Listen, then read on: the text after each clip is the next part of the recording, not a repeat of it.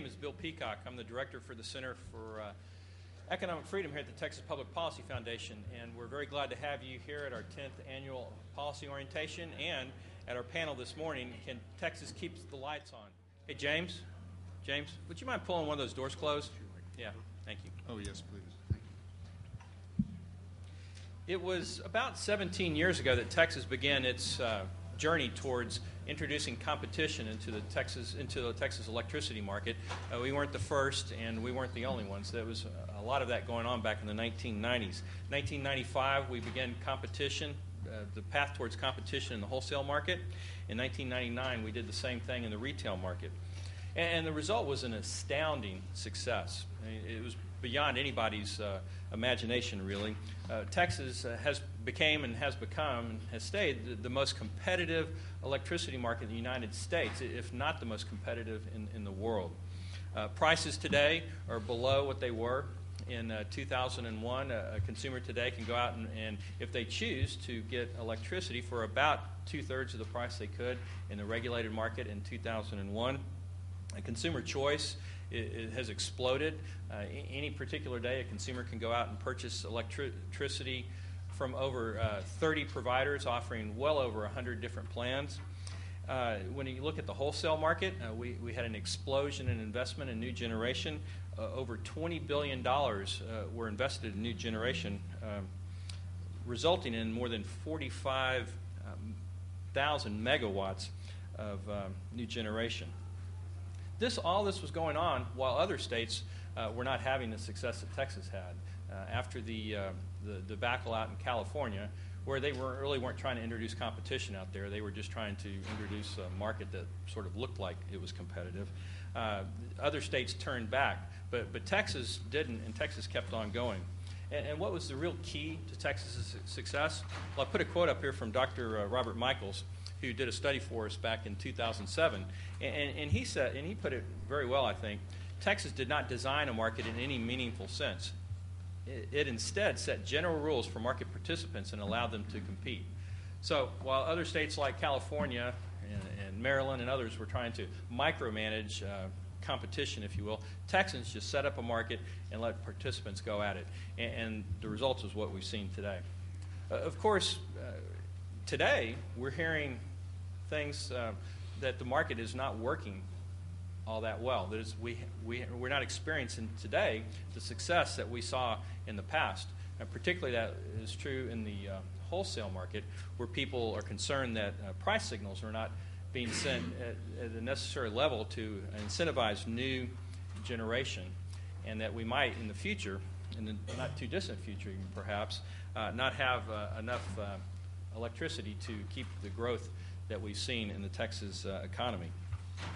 So what's changed? What's happened that we've gone from this time of abundance, perhaps even overabundance in electricity supplies, to where we are today? Well, a couple of things. One, the market has changed, obviously. I think, for one thing, the market's more efficient today than it ever has been before in a lot of ways. We've gone from zonal to nodal.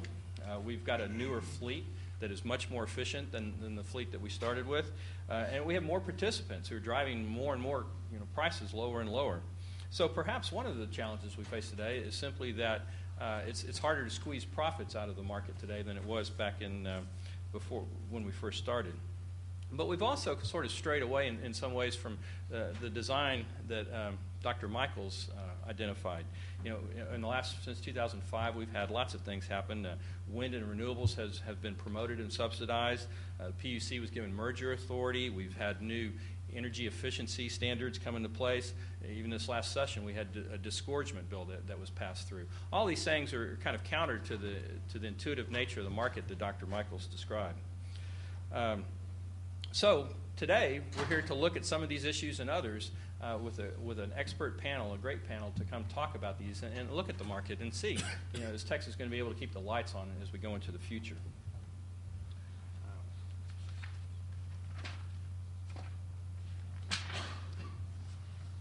Our first speaker today is Representative Byron Cook. He is the chairman of the House Committee on State Affairs. Representative Cook was elected to the House of Representatives in 2002. In 2011, as I mentioned, he was appointed to the chair of the House Committee on State Affairs. The committee has a diverse and broad jurisdiction over issues critical to the state, including the protection of unborn life, utility regulation, management of state agencies, immigration, and the administration of state government. He also continues to serve as a member of the House Committee on State Affairs. Would you please join me in welcoming Representative Byron Cook.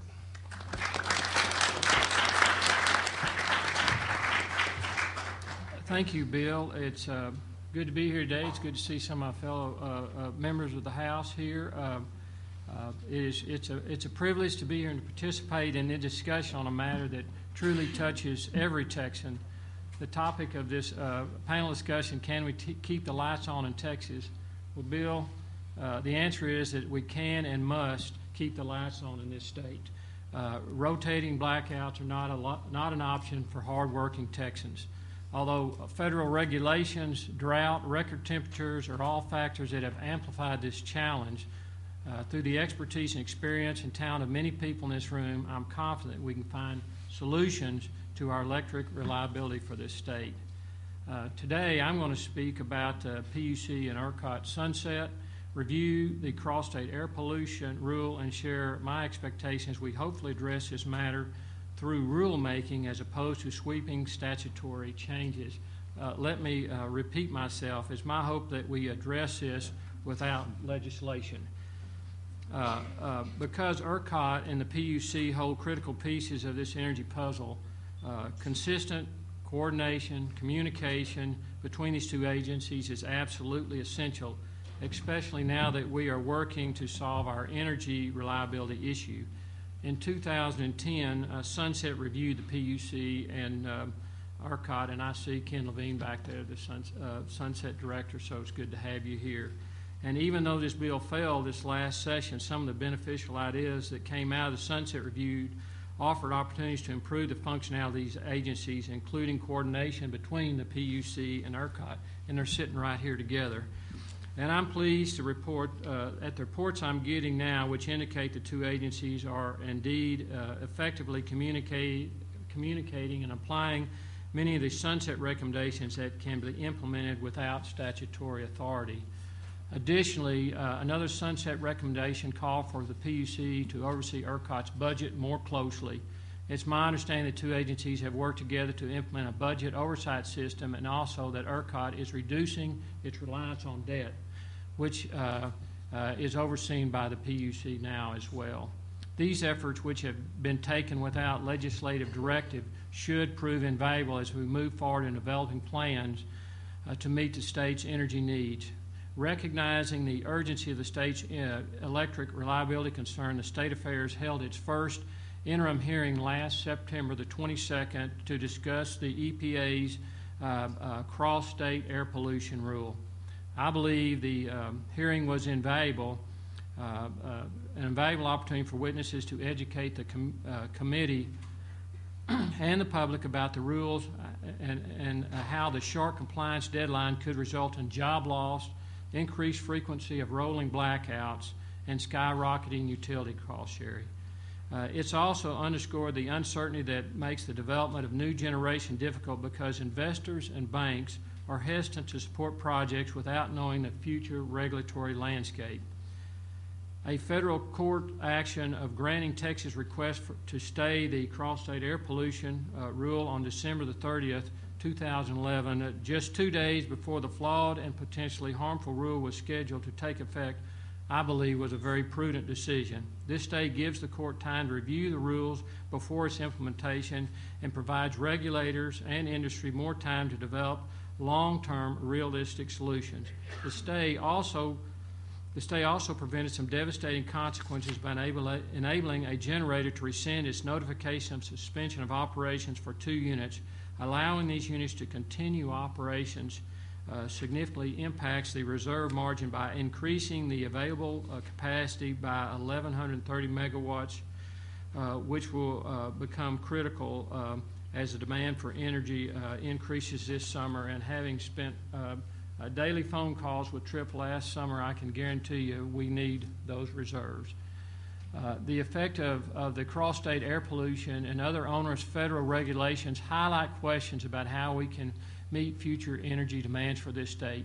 Texas is fortunate to have an abundance of varied energy resource, and I believe it's imperative that we maintain a multifaceted approach and a diverse portfolio of generation as we work to meet these demands, including coal, nuclear, and gas. I will say that I have serious concerns about subsidized generation, as I believe it may actually hurt the market. ERCOT recently released its assessment report, which indicates that power reserve margins are likely to fall below minimum targets as early as this summer. These reports underscore the reality that shrinking reserve margins increase our risk of rotating outages if generation reliabilities are not addressed, both immediately and long term. This problem has been further challenged by the state's population growth that has increased the demand for energy, as well as a record drought, which has limited the availability for water needed for energy production. The State Affairs Committee will remain very focused on matters of energy reliability as it addresses the first interim charges that calls on the committee to examine resource adequacy and how regulations will affect Texas' energy market and how to maintain an adequate supply of electricity. I believe that the magnitude of the resource adequacy charge merits at least 2 public hearings to provide ample opportunity to bring various ideas and approaches to the forefront. We have scheduled the first interim hearing charge on February the 9th. At this hearing, the committee will hear invited witnesses about the potential short-term solutions to mitigating capacity shortage, and a second hearing will be held later in the year that will focus on the discussion of developing long-term and dependable energy plan. Prior to these hearings and throughout the interim, it is my intent to have ongoing dialogue with regulatory agencies and industry. Many of you know my committee clerk and chief of staff, Tony Barcelona, sitting right here on the front row. She will be in touch with most everyone in this room to coordinate and work with you on these efforts. The only way this matter can be addressed without legislation is for stakeholders and agencies who are the true experts on this matter to work together. This will require much give and take,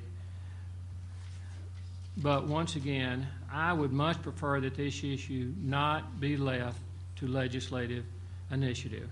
And I am confident by working together we can craft a common sense approach that will ensure a reliable supply of electricity while being mindful of the cost to consumers through competitive pricing and a free market approach.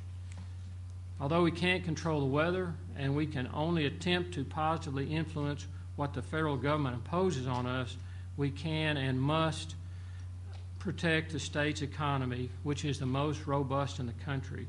Electric generation is the mechanical heartbeat of this state. Like our bodies can't function without the heart, Texas cannot function without electric power. And we have no option but to keep the lights on in Texas, and we're going to do just that.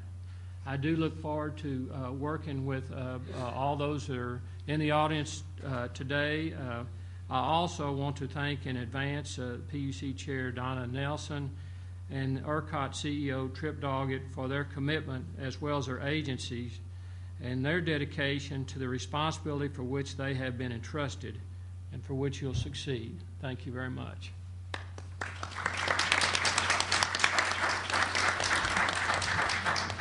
Thank you very much, Mr. Chairman. Our next speaker today is Donna Nelson. Ms. Nelson is the chairman of the Public Utility Commission of Texas, and she was appointed by Governor Rick Perry to the commission in 2008 and was more recently appointed as chairman by the governor in 2011. Prior to coming to the PUC, Ms. Nelson served as the special assistant and advisor to Governor Perry on energy, telecommunications and cable, budget, and policy issues. She also assisted the Governor's Competitiveness Council with the preparation of the Texas 2008 State Energy Plan. Will you please join me in welcoming Chairman Donna Nelson?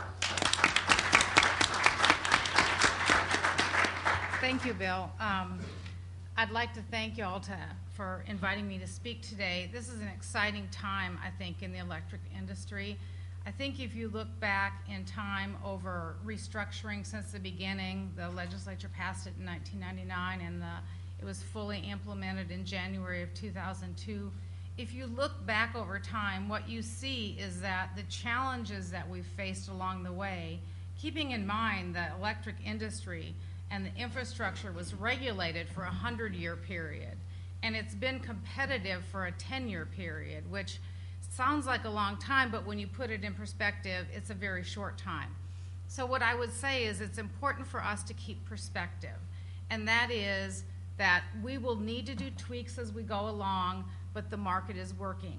In fact, Bill mentioned the prices and how low the prices are, and I don't have them with me, but if you adjust for inflation and you look at a one-year product that's available on our Power to Choose website, which is a really good tool, what you'll find is that prices are like 25 to 30% below if you adjust them for inflation, what they were in 2001 before we started competition. I think that is one of the hallmarks of a highly successful competitive market. But it's not just that. It's not just that prices are low. We have a lot of competitors in the market. We have a lot of products. We see new products being offered every day, and we see demand response being very successful. So I think our market's very successful. We are facing a challenging time right now because we're not sending the right signals, and I'd like to talk about that. But what I would ask you to do always is when you read about this, keep perspective. The Houston Chronicle ran a story with the headline, "What's Going On?" WATTS. Many of the power plants scheduled to be built in Texas are now on hold, causing concern about the state's long-term electricity generating capacity. Given the title of this panel, you might think this was a recent story, but it's actually dated January 27th, 2002. Perspective. That was 10 years ago, and it was less than 1 month after the competitive electric market in ERCOT opened for business. Then, as now, financing was scarce and electricity prices were low. As the PUC noted in its scope of competition report to the legislature in 2003, events in the national energy markets, including the Enron bankruptcy, tightening credit requirements for power plant developers, and slower demand growth due to the nationwide economic downturn have slowed development and construction of new generation in all parts of the country. In response to those concerns, the PUC and ERCOT took a hard look at the market and considered whether changes were necessary to ensure reliability as electricity demand picked up. In particular, the PUC considered whether a minimum reserve margin should be adopted. The reserve margin measures the amount of generating reserves over and above expected peak demand. So, in other words, during those really hot days in August, when we reach our expected peak, the reserve margin ensures that we have a cushion above that. And there are various reasons for needing the cushion, including the fact that, as we saw last summer, and we learned through the School of Hard Knocks, the weather can be unpredictable and uncontrollable. So it went through the ERCOT stakeholder process, and ultimately the board adopted a reserve margin of 12.5% in September 2002. In the following years, natural gas prices increased, which pushed up wholesale electric prices. As a result, a significant amount of new generation was built in the ERCOT region, pushing the actual reserve margin to more than 25% for a number of years. About a year ago, the ERCOT board again looked at the reserve margin and said, does it need to be changed in response to various factors, and they raised it to 13.75. Recent economic trouble worldwide has again made it difficult to get financing for generation projects, and low wholesale power prices have reduced the incentive to build new capacity. Keep in mind, our market structure is competitive. Competitive wholesale generators do not get paid when they install generation. Every dollar they invest is invested at their own risk. In spite of the economic downturn, I think we're the only actual state to be in this position right now. Our electric usage has continued to grow. ERCOT put out something this week that said it was 5% higher this past year, 2011, than prior to that. This past summer, we experienced oppressive heat and drought. Austin had 90 days of 100+ temperature. And what do people in Texas do when it's hot? We crank down our air conditioner. You know, I always tell people that Texas knows how to air condition. As you would expect, the ERCOT region set a demand record on August 4th of 68,294 megawatts. Oh, I guess it was August 3rd. It was the 3rd, sorry. That time is really a blur, I'll be honest with you. Tripp and I were best friends at the time. We were talking on the phone, as Chairman Cook said, every day, sometimes, often, more than once a day. There were times when we were holding our breath, and people in the press especially have looked at that and they've said, that shows the competitive market is a failure. And what's interesting is if you look back over time, every time we've faced an issue that was caused largely from external forces, everyone has said the electricity market in Texas, the competitive electric market, is dead. But of course, all the challenges have done is forced us to take another look and say, are there tweaks we can make to the market?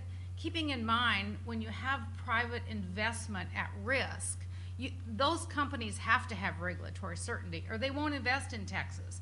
They've got a choice. So they can take their money anywhere in the U.S. In fact, many of them can take their money anywhere in the world and invest. So when they invest in Texas, they want to make sure they're going to be able to earn a fair profit. The next day, August 4th, ERCOT narrowly avoided rolling outages. And so people have said that shows the market's a failure. I say the fact that we had temperatures that were 10 to 15 degrees above normal for the whole summer, and I don't know about you, but I didn't spend much time outside because it was so miserable. There were days I'd walk outside and you could actually feel the heat surrounding your legs because it was so hot. I think it shows our market is a success.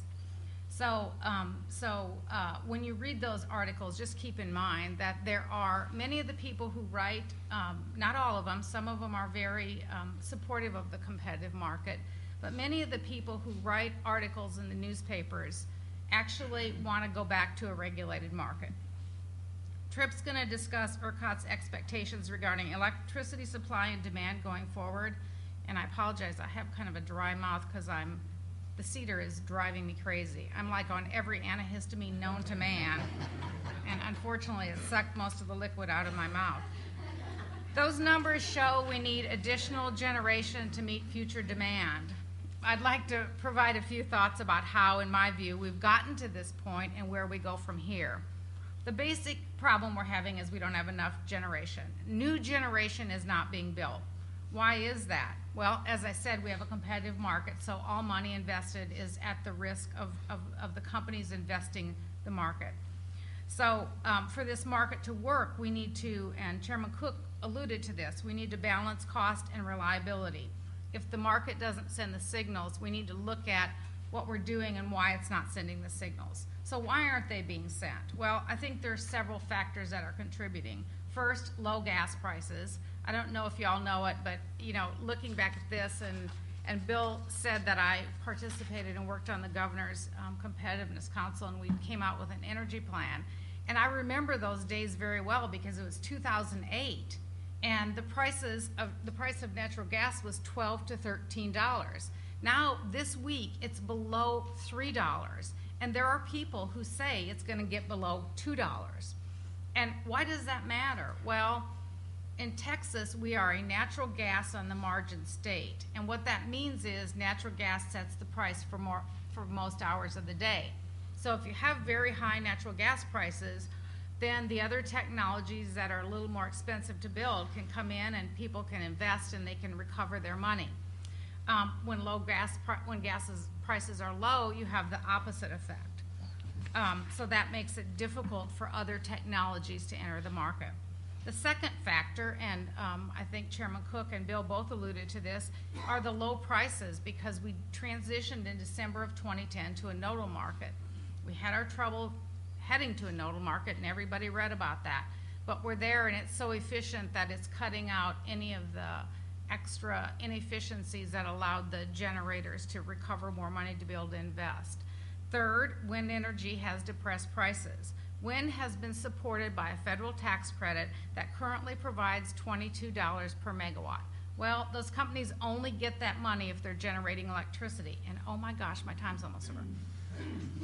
So they generate it and they bid in at zero or negative prices. So that makes it difficult for other companies to come in. They're not incented to build generation if they can't bid in and recover their dollars.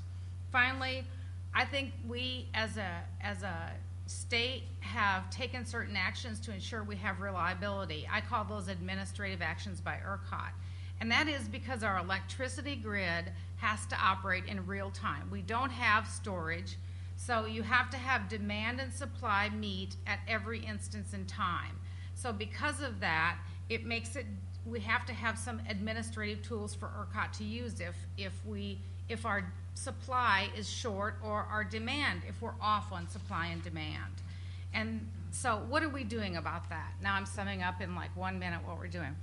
So we are doing two things, and it's interesting because Chairman Cook and I haven't even talked about this, but we're doing things from a long-term perspective, and that looks at what signals that we're sending. How can we offset the distortion caused by those sort of administrative things? So we're doing a bunch of different things that when taken together, none of them are a silver bullet, but when taken together, we hope to offset the effect of we can't affect natural gas prices, we can't affect what the feds are doing, but what we're trying to do is offset any administrative intervention. The other thing we're doing is working with demand response. Demand response, of course, is when companies get a certain signal that prices are high, they pull off and stop using as much electricity. So for the short term, for 2012, if we have another summer like we had last summer, we're working to hone those demand response products. And we are also starting to work on a messaging campaign. We're getting a big group of people together because what we're trying to do is send messages to Texans to conserve energy when the temperatures are unusually hot, or we're close, without sending without affecting our "we're open for business" message, because we want businesses to come here. Part of the reason we're in the situation we're in is because we do have growth in our state and businesses are moving here. But it's my goal to make sure that we balance the cost of electricity, because people will move away as much for high cost as they will for unreliable electricity, and the reliability. And working together, I think we can all get there.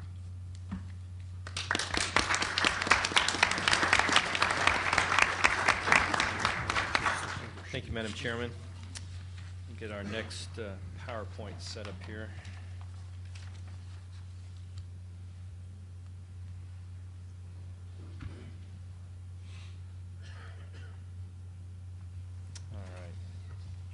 Our next speaker today is Trip Doggett. Mr. Doggett is President and CEO of the Electric Reliability Council of Texas. He was named President and CEO of ERCOT in May 2010. Prior to becoming the CEO, he was the interim President and CEO and ERCOT's Chief Operating Officer.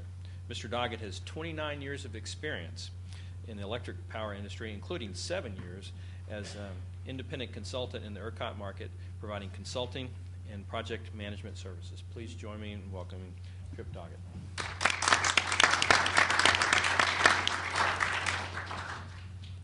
Thank you, Bill, and thank you for inviting me to speak today. Thank you all for coming. I usually like to begin my comments by getting a flavor for how many in the room are Texans. So I think almost everyone is. Show your hand if you do not live in Texas. Do not live in Texas. So I won't spend much time on the first slide. I typically like to show the footprint of ERCOT so that everyone recognizes we cover most of the state, talk a little about our responsibilities, which even those of you from Texas may not be intimately familiar with. We are responsible for system reliability that includes planning and operating the electric grid. We ensure open access to the transmission grid. We are also very involved in the retail switching process and handle the data aggregation of the meter reading up to your retail electric provider if you live in a competitive area of ERCOT. And then we handle all of the wholesale settlement for electricity production and delivery. Cover about 75% of the land and about 85% of the load within Texas, and have about 550 generation units. Commissioner Nelson mentioned our system peak of a little over 68,000 megawatts occurred this past summer. It was a very challenging summer for us. Even our weekend record was broken, and we had a load of over 65,000 on a Sunday, which is just unbelievable with the unbelievable heat and drought that we experienced this past summer. Our winter peak was set in February of 11 at a little over 57,000 megawatts. To give you a perspective, today's peak, this is a relatively cool morning across the state, but today's morning peak, I would guess, was around 42,000 or 43,000 probably. Wind is a key consideration as you evaluate these challenges. As Andrew will tell you, we set a wind record of 7,400 megawatts back in the fall. We were covering about 15% of our load that day. It included coastal and non-coastal wind.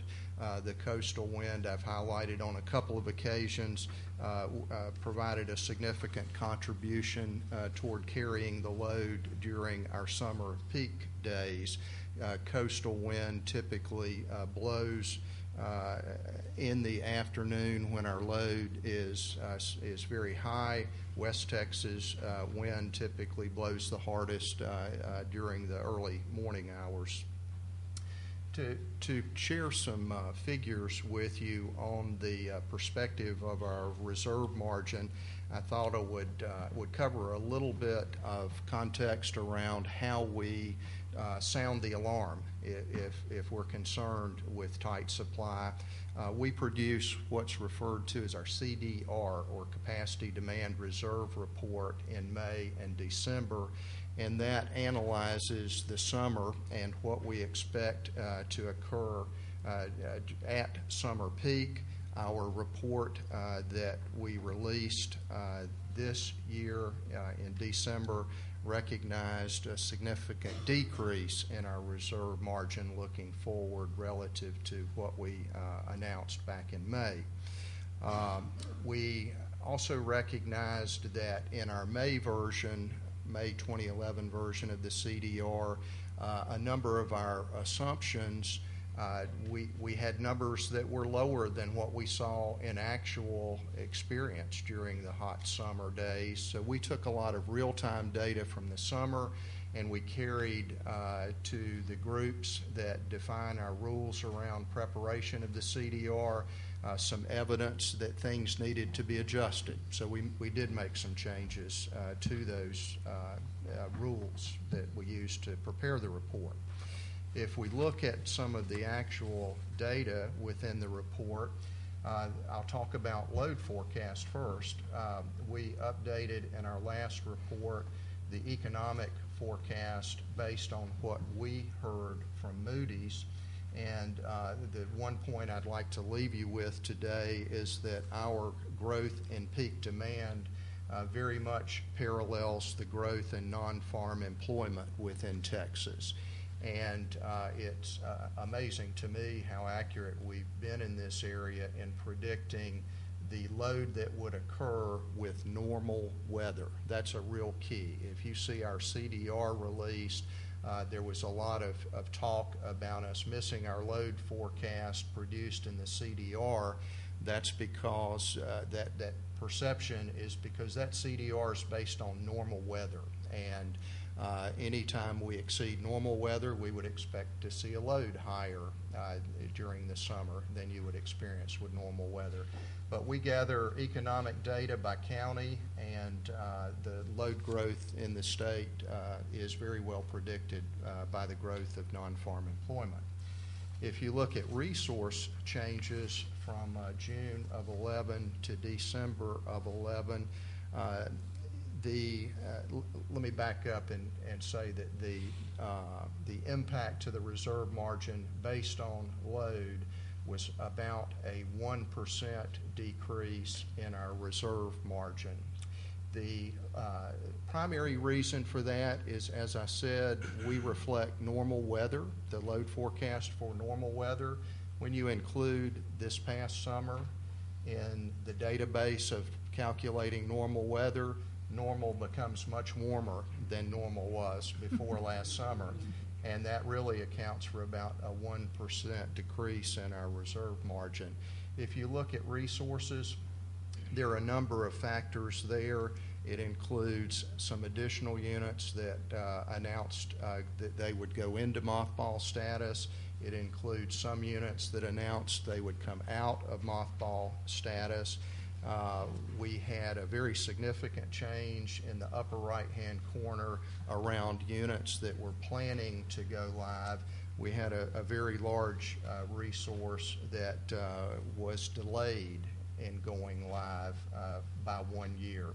And so that took about 925 megawatts out of the planned unit section. And then we made some other adjustments within the plan, resulting overall in a reduction of our reserve margin by about 4%, primarily associated with resource changes. One other point that I would make is, as supplies have tightened, we spent additional effort reaching out to the developers to understand their likelihood of building their facility as originally scheduled. And we even involved the TDSPs, the transmission companies interact with these developers to facilitate interconnection agreements. So we were reaching out to developers and the wires companies and saying, how real is this project in a particular year in the future? That data mining and additional effort resulted in some updates that reflected that some of the studies that were out there that we were aware of in June of the summer were canceled, amounting to about 7,400 megawatts of potential future generation. The studies had been canceled. In some cases, the studies were suspended. In that case, about a little over 18,500 megawatts of plants that announced they would be suspending their work on interconnection studies. So our CDR ends up in a stacked graph that looks similar to this. You'll see the dashed line across the top of the stacked bar graph. That represents our target reserve margin of 13.75%. We pointed out as this was released in December that we would be falling below our target reserve margin for 2012. That's the stack on the left if you're in the back of the room. So you can see the top of the stack below that target. For 2013, we would be close to the target.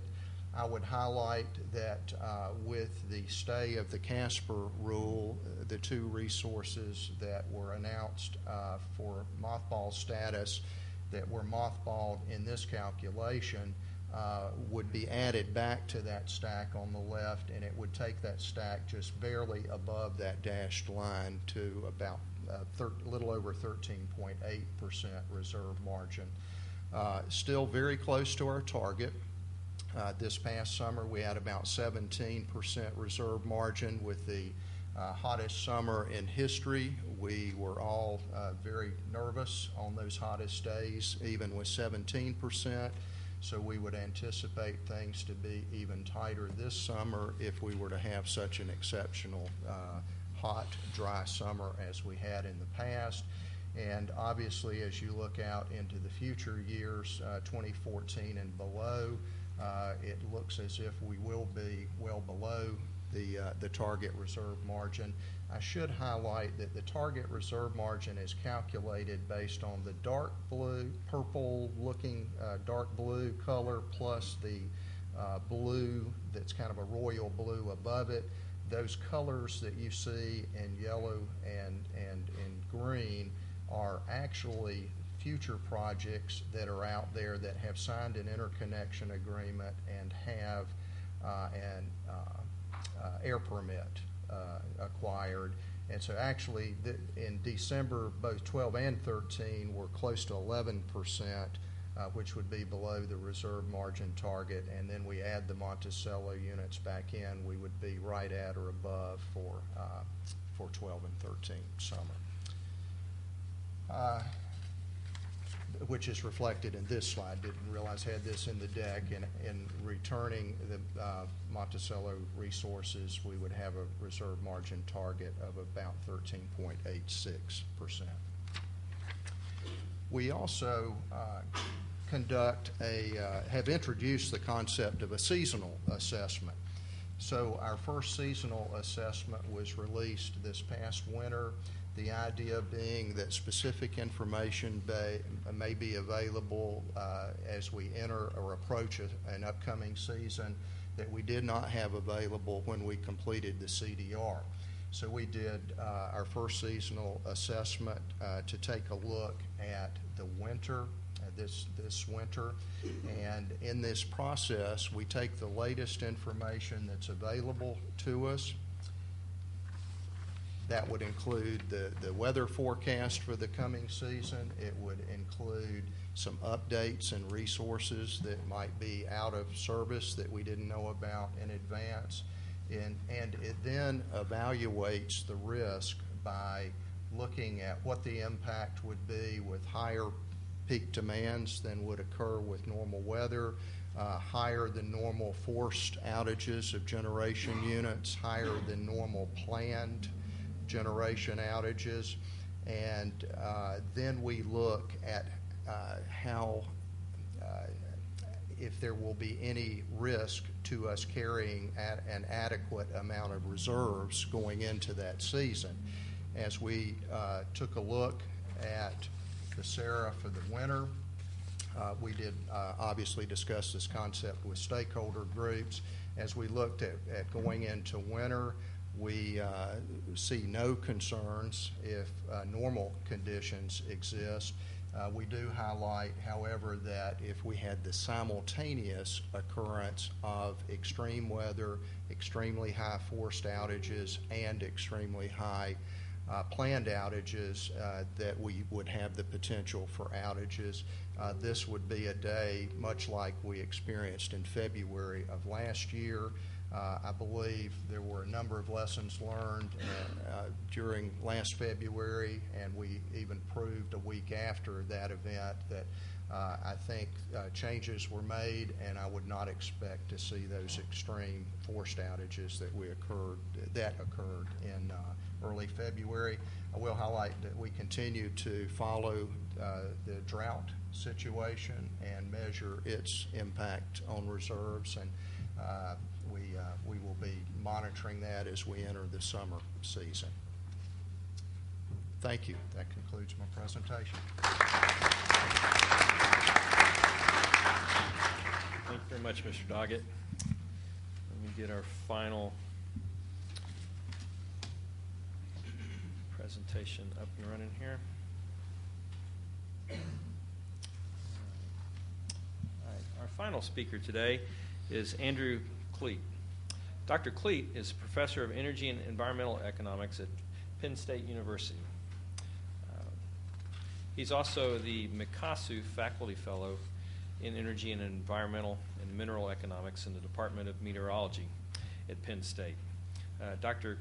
Cleet teaches classes in environmental economics, energy markets, corporate finance, and financial risk management, and researches environmental, energy, healthcare, and antitrust issues, as well as weather economics, and is one of the leading free market energy economists in the United States. Please join me in welcoming Dr. Cleet.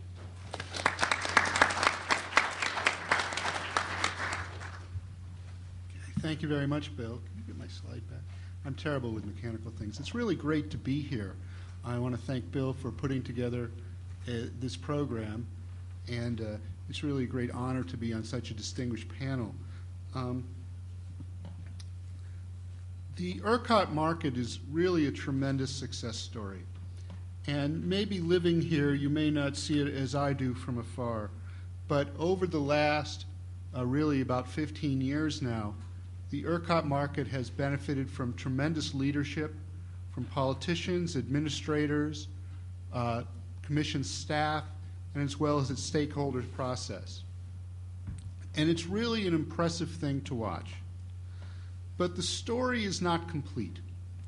And as we've discussed today, there are still challenges that face ERCOT and the Texas market. So today I'd like to talk about 3 particular challenges. And these are challenges that 10 years ago I was doing my best to ignore. That they really get into the nuances of electricity markets and have become important in a way that I would not have previously expected. The first are actions in the non-spin market. This is market that is power on 30-minute reserve. The second is the impact of wind energy. And the third is the challenge of demand response and the problems in the policy done by the federal regulator, the Federal Energy Regulatory Commission. So now I have to have some caveats. Don't blame me for anything. So I'm the academic expert here, and an expert is a person from out of town who claims to be smart.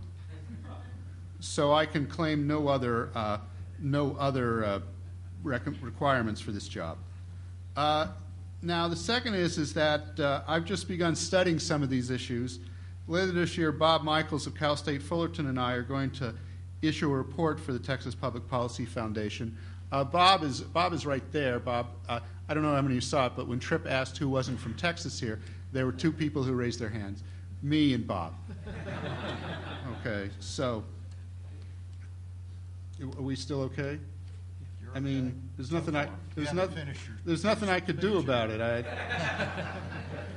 Well, bad. actually, there is. You could move here. Well, that's a good idea. I understand that there are plenty of good jobs available, but we normally ask what you're paying for your retail electricity. Also, I didn't want to do that. But as Bill knows, I used to teach at Louisiana State, and I'm a little adverse to humidity. So don't blame Bob for anything. Now, these are issues of electricity reliability. These are both politically and economically very difficult. Power outages, as Chairman Cook pointed out, are very costly, and they cause political turmoil. Let me put the question this way. Last August, did you want to be Chairman Nelson or President Doggett answering the phone when Chairman Cook called? Now, Tripp, I don't know, but my hunch is that Chairman Cook was not the only person who called you those days. Okay. And so, it's one thing to give advice, which is the business I'm in. It's another thing to actually have responsibility.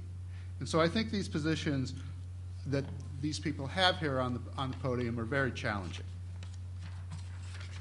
So let me talk about some nuances. There's something called the non-spin market. Now, in every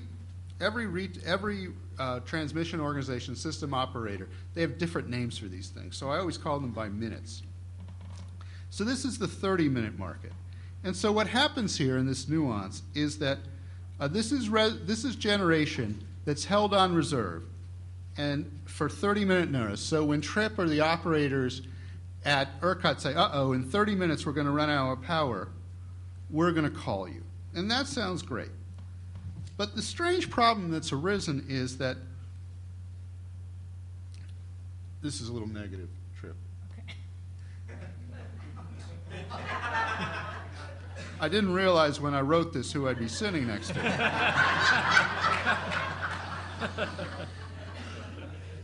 The problem is that when ERCOT calls up these reserves, they oftentimes call up too much. And you would too. Because if you call up too little, bad things happen, okay?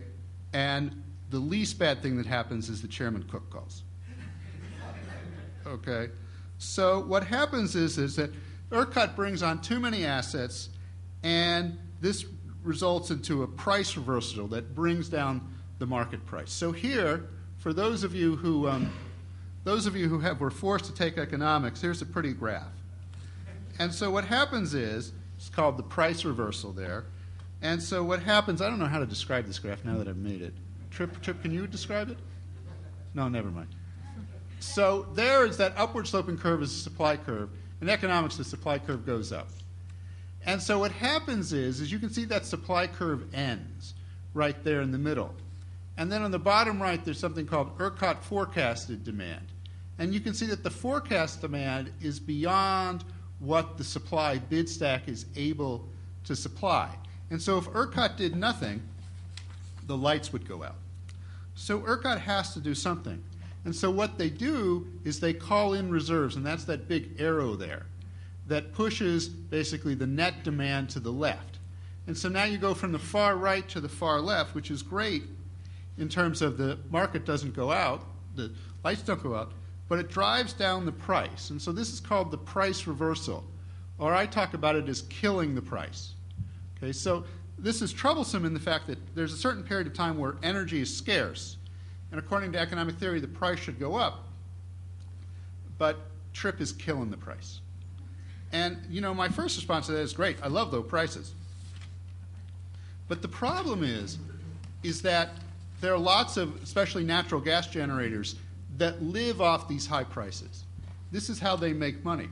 And so if you're suppressing the price, these firms are not going to want to bring new assets into the market, and it can cause a reliability problem. And this is also, and maybe Chairman Cook can comment on this is also a political problem because electricity is a very political good, and so when the price goes high, naturally the state legislators don't like it. And I think it's very difficult to explain maybe to politicians, say, we don't like high prices either, but we have to have them sometimes. And so I wonder maybe, Tripp, you know, if you're under any kind of political pressure to stop these high prices from happening, and I don't know if you could say it. See, I can say whatever I want. But, okay, you got to work for a living. Okay, so this is a problem that the Commission has addressed, okay, in that they've said, all right, what we're going to do is we're going to put a floor on the bid price for these non-SPID assets. And what we're going to say is we're going to bid these into the market at $120 a megawatt hour. See, but this is what you don't want to do, and I think the Commission understands this. The whole point of restructuring is not to have regulatory set government prices because you can never get it right. And so the problem with this solution is you have no idea. I mean, you try, of course, but you really don't know if 120 is the right number, is 100 the right number. The Commission looked at higher numbers. You don't know. And it's a very difficult answer to get. And so the Commission is in a difficult situation here, where if this problem continues, and I know there are technical reasons that it might go away, it causes some very difficult issues. But in looking at this market, I had never heard of this problem before. Parviz Vadiz, who's here, I think, there's Parviz, explained this to me a couple of weeks ago, and I said, Parviz, that can't be right. I've never heard of this before. This doesn't, I haven't done an exclusive source, but this doesn't seem to happen in other markets. Now, in electricity markets, you have to have what you can think of as reserve markets because events happen faster than human beings can take place. So there's a regulation market and a reserve market, responsive reserve market, that basically act within 5 or 10 minutes because they're on standby because humans can't move that fast. But a 30-minute market really has me puzzled because what you have is you have a unit that's on 30-minute standby. And the nature of electricity generators, there are generators, for instance, like nuclear power plants, that can't be ready in 30 minutes. But those run all the time. And then you have other plants that are kind of peaking natural gas plants that don't run all the time, but really can be put up and started in less than 30 minutes. So I'm wondering what ERCOT and Texas consumers are paying for when they pay for units to be on 30-minute standby. This is kind of like paying me to watch baseball games. I mean, I'm already doing it. Okay. Can you pay me to watch baseball games? No. How will the Are we Rangers? going to get equal time?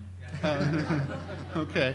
So, Rangers or the Astros? Which do you prefer? No comment. A politician. Okay. So I would urge the PUC and ERCOT to explore these issues. Now, I have an advantage. Tripp wrote up some notes on my slide here, and I know he's got some comments to this. Okay. And if you could not use these words right here. Okay. Okay. Wind energy. Texas has over 10,000 megawatts of installed wind capacity, maybe up to 9% of the generation. The problem with wind is it's what we call non-dispatchable. You can't count it on a crisis because you can't control the wind. Okay? And this creates reliability problems. So, what could you do about this? Well, the first thing you could do is you could stop building wind farms, and I'll talk about that in a second. The second thing you could do is you can see the slide there. Let me see, look at what it says. It says, create a truly hideous, and then there are some words blotted out. And I don't know how many of you know what those words are or can see them. Can I say them out loud here? They're evil words. Capacity market. Okay. Now, for those of you who don't know what a capacity market is, which should be almost all of you, a capacity market is what happens in electricity markets where they pay generators just to sit around. So you simply pay generators to be available or not available, to be physically there. And the Texas Commission has rightly, in my view, done their best not to have capacity markets because there's lots of reasons not to have them. But there is a reason to have them, which is to solve this problem of having lots of wind in your market and generating reliability issues. The other thing you can do, and there are various ways of doing this, is simply subsidize peak energy production. But as Chairman Cook has pointed out, subsidies aren't a great idea. But let me again ask a broader question. Why do you folks subsidize wind power? Why is there so much wind power in this state? What problem are you trying to solve? Now, I know that there's a federal subsidy for it, but I would think in Texas you would know better than just to, you're shaking your head. You know, all money from the federal government isn't going to be such a great idea. Now, in Pennsylvania, we have wind power that's subsidized. 2 minutes, Bill? I need more time. Take a couple of minutes. Okay. Why do we have a wind power program, a renewable portfolio standard in Pennsylvania? Well, it's to do our little bit towards climate change and carbon emissions, which of course means nothing. Okay. Climate change is a world problem. Even the United States by itself, a world issue, I should be careful. And even the United States by itself can do anything. So does Texas have a climate change policy? That's what this looks like. Wind power reduces system reliability, but it's also not very valuable to the system. I think most of you know that lots of times there are negative wind prices. But this is a signal. You get negative prices for something, it's of negative value.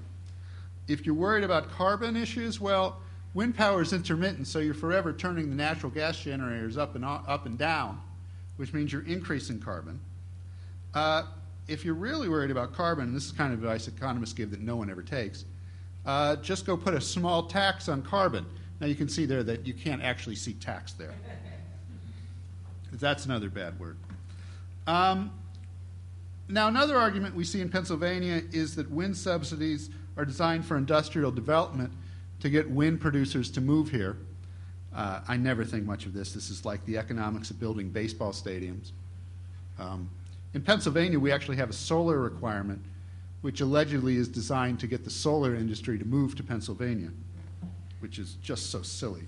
But there are people, there's a solar lobby in our state capital, Harrisburg, and they have pictures of me and they throw darts at it.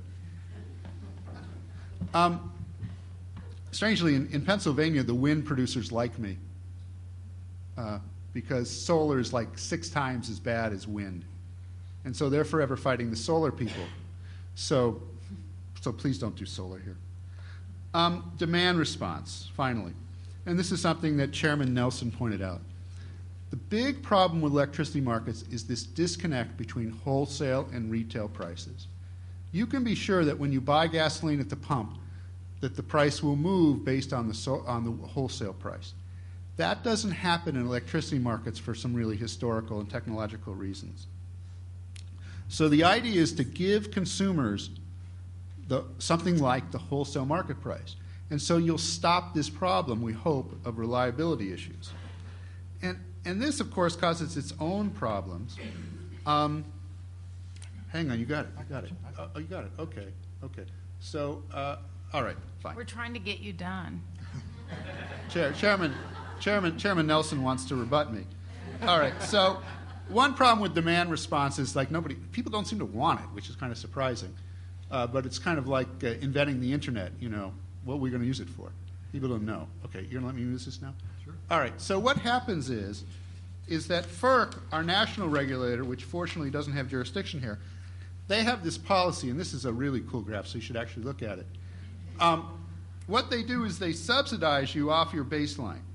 So if you reduce your consumption below a baseline, say some kind of average, they actually give you a rebate. And so what that does is below your baseline, you actually have a higher marginal cost of using electricity. So you'll reduce your consumption more. You might say, well, I like demand response, so this is a good idea. But this is actually going to be a real problem. If you look carefully at this graph in the bottom center, you'll see baseline in quotation marks. And that's because baseline can be manipulated. And by the way, this graph will be on the exam, so please study it. All right. What this does is create a money machine. If you look at the numbers, it means there are a whole lot of people out there who are going to get money for doing something they already would have done. And this money is going to come straight out of ratepayers' pockets. Now, it's a challenge to devise the best demand response system, but I really urge the Public Utility Commission here not to repeat the FERC's mistakes. When you create a money machine, everybody's going to come running towards it. No, it won't happen immediately. And the system will break eventually. But in the meantime, ratepayers will pay a lot of money. And I should point out that the Texas PUC has an advantage here, that they regulate both at the wholesale and the retail level, unlike the FERC. And so that may open up opportunities. Okay. So I get one more slide here. So I got a few conclusions. I don't know if you should have a 30-minute market. And I would ask the PUC and ERCOT to go look at what happens in other organized markets. For wind energy, stop the madness. Maybe it's too late to do something, but no one here has given me a coherent reason why you have all this wind power, and it's causing lots of problems. And third is demand response is important. In the long run, it's the answer. But in the meantime, don't create a money machine. Thank you very much. I appreciate your patience.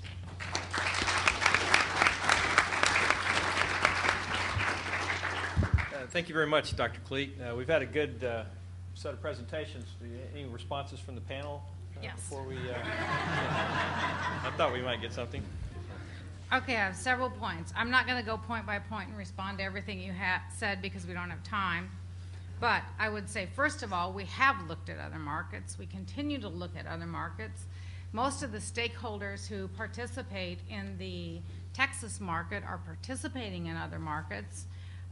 So we constantly look at other markets and do refinements in a way that will work for Texas. Second, I would say, just because he's funny doesn't mean he's correct. Keep that in mind. Okay. The third thing is, as he alluded to, I cannot give you a disclaimer and say, I'm looking at this from a professor's standpoint. What you want from me, and what all Texans want from me as the chair of the PUC, is to have a reliable supply of energy and to have a fairly priced supply of energy. So I would say we're doing that. The third thing I would say is there is a connection in Texas between the wholesale price and the retail price. But what's happened in our market, because we are a natural gas on the margin state, is that retail electric providers offer contract terms to customers, like anywhere from 3 months to 5 years. You can get a contract price in Texas. And so even though you may have scarcity pricing at times, the retail customers are, to a certain extent, so far insulated from that. We will eventually go to real-time pricing. I think you'll see retail companies provide that. And when there is real-time pricing, then you will see a real-time response to high prices from customers. But the one thing, I guess, and here's where I have an area of agreement with you, when you look at this, the cost of building generation goes anywhere from $66 a megawatt to up, depending on the type of generation. There are times in our market, like this week, where the prices are $20 a megawatt.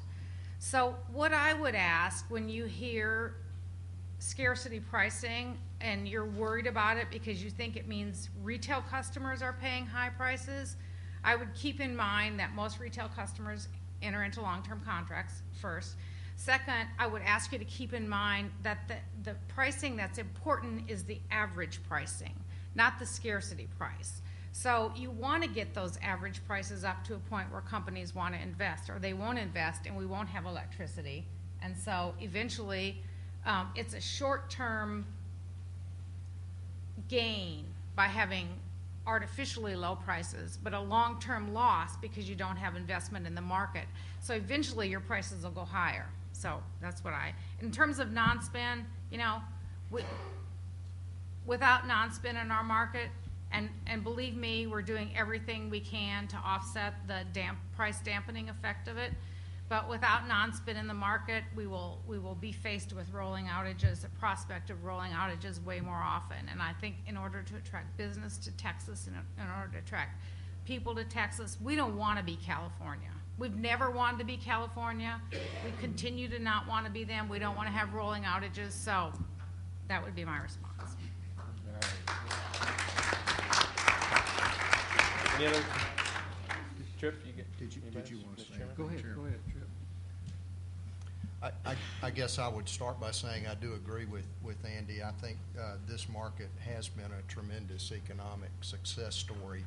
And I think all of us together, what I refer to as the Big E, beyond ERCOT Inc., but all the big ERCOT, need to work on solving the challenges before us. Just a little bit of history.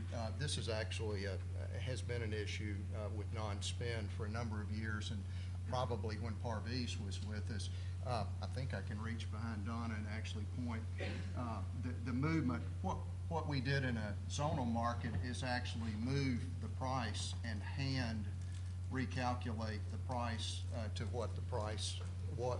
A surrogate price before the deployment. And we could do that with 4 zones in a zonal system, and then when you move to over several hundred nodes, we couldn't do it manually, so we opened the market without such a correction. I think we could call the reserve product whatever we want to call it, but we certainly need some way of having some reserve capacity available in real time that can respond quickly within 30-minute time frame. It could be a quick start resources that could start quickly, other options, but we need something to replace lost generation that trips suddenly, some load forecast uncertainty, which we're very accurate with our load forecast, but we miss it occasionally. And then the third, kind of to your point, a key reason for this service is wind generation uncertainty in our forecast, because it's more difficult to forecast than load. But my bigger point is I think what the Commission has done has gone a major step toward fixing the non-spin problem, but really the non-spin problem is a very small piece of the big picture. So I would encourage those of you that are the real smart guys to figure out how do we deal with things like the reserve margin picture that I showed you that's fairly bleak in 14 and beyond? Why wouldn't forward pricing reflect that bleak picture? That's the kind of theoretical challenge that the bigger challenges, and so we're trying to understand more about the credit challenges and what's needed to finance a new plant and things of that nature. But I think this issue on non-spend's fairly insignificant relative to the bigger issues. Mr. Chairman, would you like to make First a few off, comments? I enjoy the dissenting view, so I appreciate you, Dr. Cleek, to be here and drop a little bomb, kind of wake us all up. And I think that's real important. I do have a lot of confidence in our leadership at PUC and ERCOT, and I'm kind of simple-minded in that we've identified a real problem. And so what I'm interested in, and I think Representative Crownover and the other representative here, we expect you to come up with a solution because, you know, we started this with the whole issue, can Texas keep the lights on? And from a policymaker standpoint, that's our expectation. So we have confidence you'll do it. I hope you'll stay in communication with Dr. Cleek because I'm convinced he has opinions. And as does Bob over there, and maybe some of those opinions will help us do a better job. But if you look at where we're going as a state, we've got to tackle this sooner than later. So I do appreciate everybody being here and being part of this interesting panel. All right.